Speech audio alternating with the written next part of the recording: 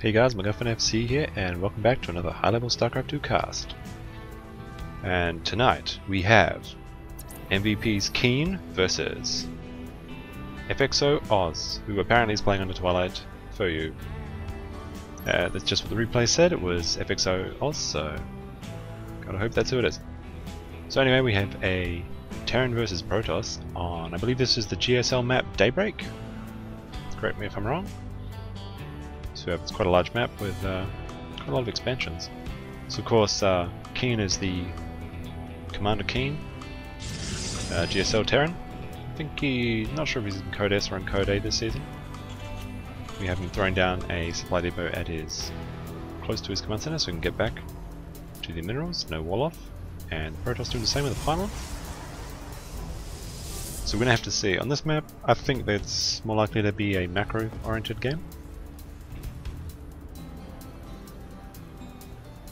So of course Season 5 has started for the StarCraft 2 ladder. I hope you guys did your placement matches and you placed well. I remain in my Master League, which is always good for another season. And a couple of my friends got promoted, so congratulations to them.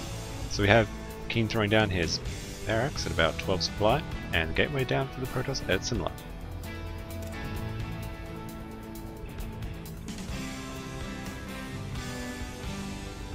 Keen is now sending out his first scouting SCV. There is only one spawn locations on these maps, so you know where he should spawn. And he'll head over there. Quite a nice map actually. Usually leads to more macro-oriented games, which I like to see. Although the quick cheese games are quite fun to watch too sometimes, but not all the time anyway. So we have the SCV almost entering FXO Oz's base now.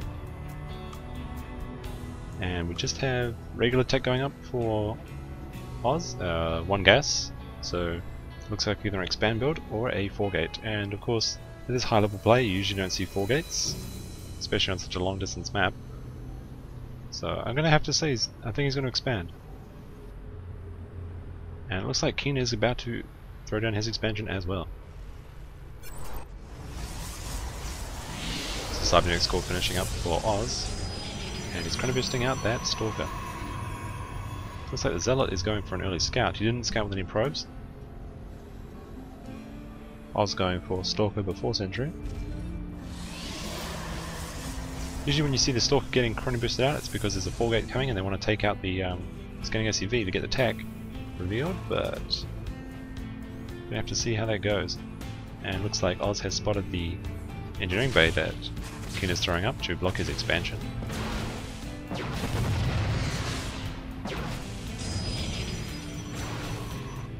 Putting this engineering bay here might force FXO Oz to actually 4-gate, which might be what Keen wants. He's got a barracks, he's got a bunker going up.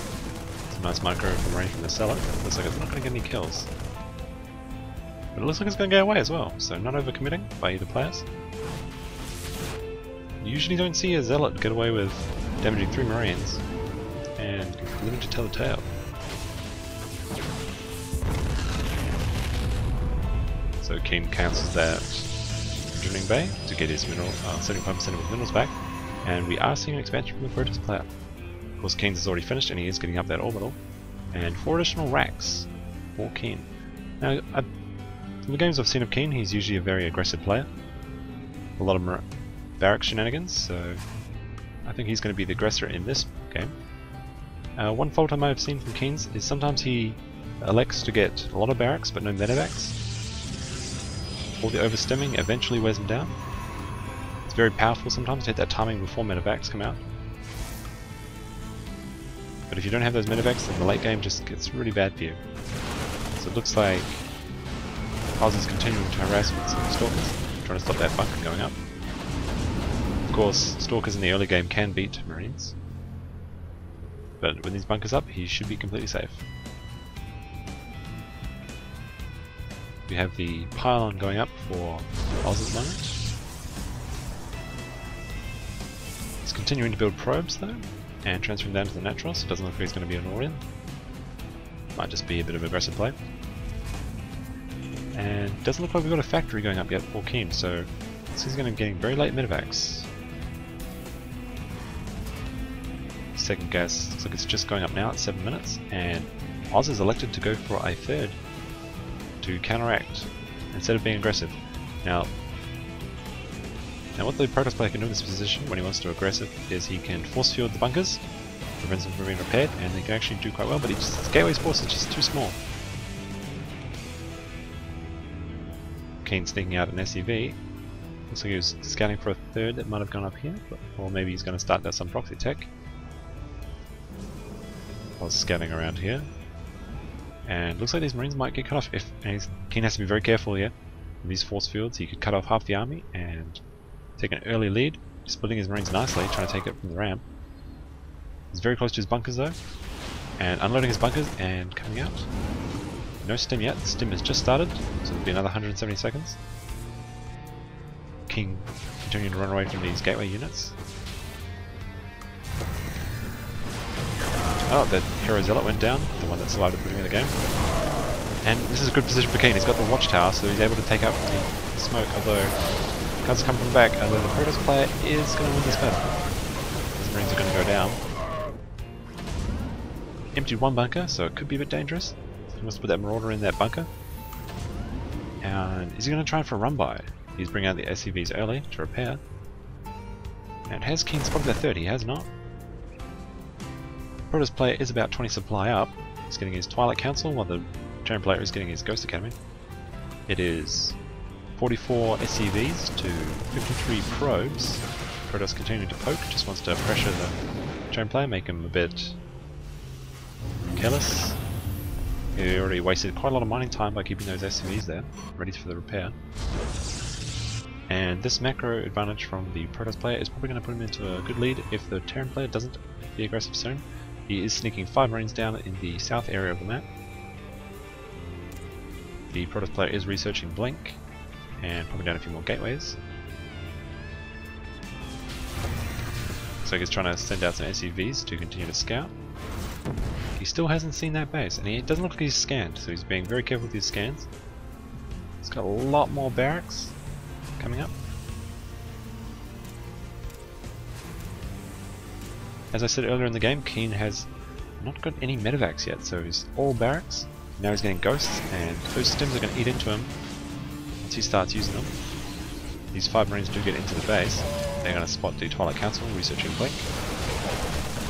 We're going to get a few probe kills. Cleaned up quite easily. So we have another proxy pylon going down here for the Protoss player. And a Zealot watching this third. But sometimes the Terrans can just go for this third, although it does look like it's got less minerals and 1 gas. It's not the optimal third, although it does put them a bit closer to the Protoss player with the staging area of the Planetary Fortress. And we do have the Templar Archives coming up for the Protoss player. +1 starting for Keen. And does he have a factory yet? Still doesn't look like it, so almost 12 minutes into the game and no factories and no medevacs in sight for a long time.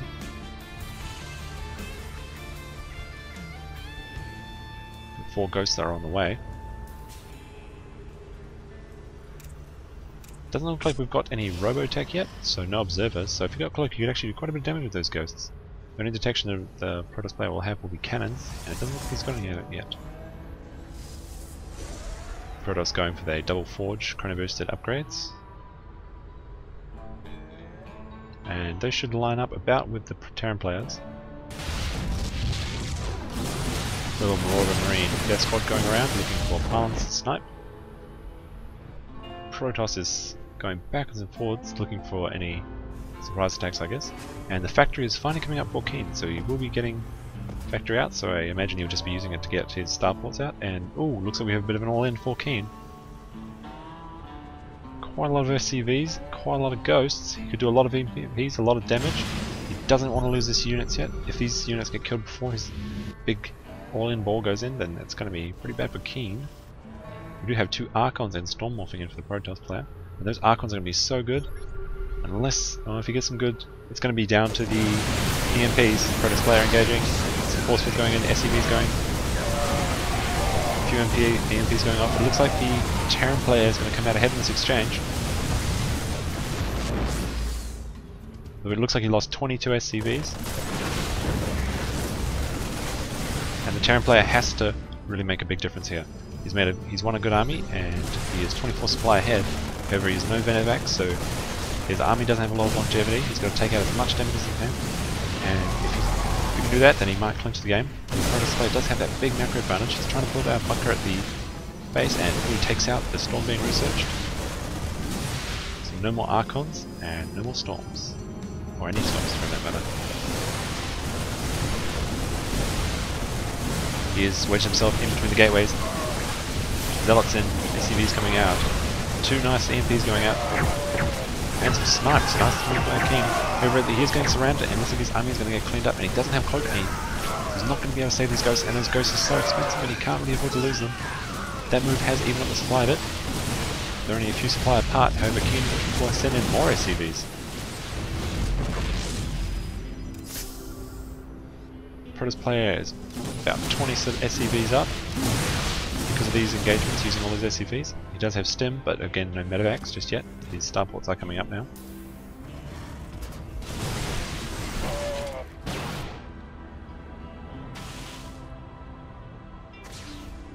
He's not going to be able to stim because of that really late factory, and his charge lots might be able to catch his army. He's sending in more SCVs.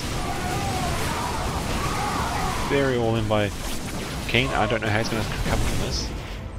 He does have mules, but I don't know if it'll be enough on 2 base. And these bases must be almost mined out by now. One base is almost down, both bases are almost down.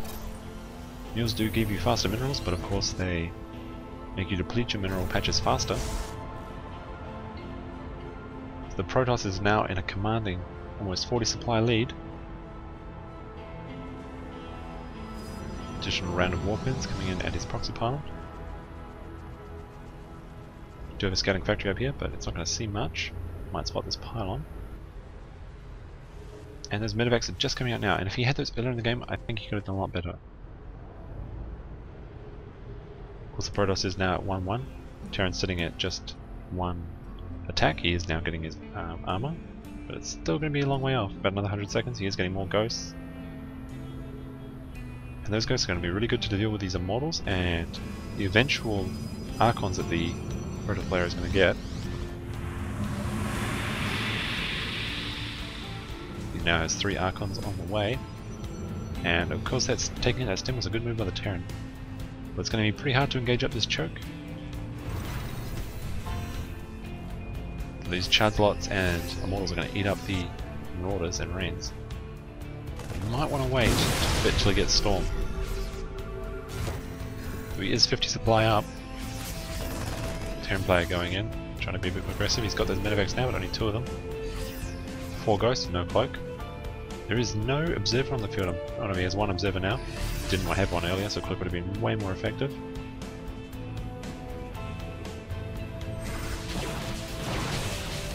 And oh, Keen loses it. Keen loses one of his dropships. Not a good move by Keen. Protoss player splitting up his army, and nice. Got a few EMPs. Looks like he's going to take out these Archons, but I think the Protoss player is going to have enough units to kill off the remainder of the army, and Keen and Rian GG's. As I was saying a bit earlier, Keen's aggressive play sort of worked against him in that game. It was a very powerful push, however he just didn't have that longevity with the medevacs. And good play by FXO Oz, and thanks for watching, guys.